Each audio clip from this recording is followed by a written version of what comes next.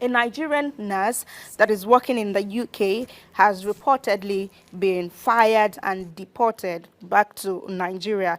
And this is because she was seen praying for a dying patient. Now, this was revealed in a post shared on X by a Nigerian doctor, our favorite online doctor, Olufumilayo, who stated that it is unethical in the UK for nurses to bring religion while carrying out their duties. He stressed that the nurses are to refer a patient to clerics even if the patients on their own mention anything religious. So let's have him today. Briefly what he says is,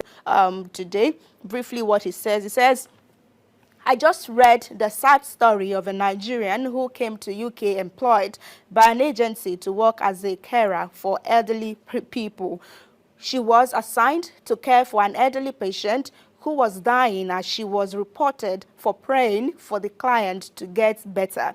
Yeah, she got sacked and deported. And then when there were reactions as to why is this a thing, and it says, for those expressing shock at the sack and deportation, let me explain further. As a health worker carer in UK, it is unethical to involve religion or impose your religious views on patient or client.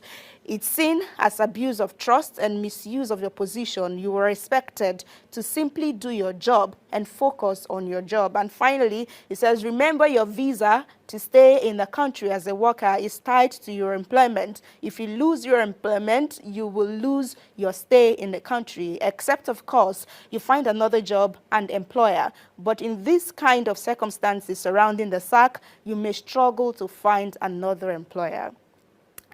Rather sad there. Uju is saying that what a sad ordeal. She needs all the love and care she can get from family and friends. She will be so devastated. And then for Barack Admiral, he says, how is praying for someone imposing religious views on others so they don't pray for one another in the UK? Also in reaction, Stanley says, Nigerians are too much in romance with religion. Workspace is not a religion center. They will learn in a hard way. And then for Chidi, it says, if she had prayed and prayer silently, if he had prayed that prayer silently in her heart, God, the searcher of hearts and trier of thought, would have still heard her prayer made in faith.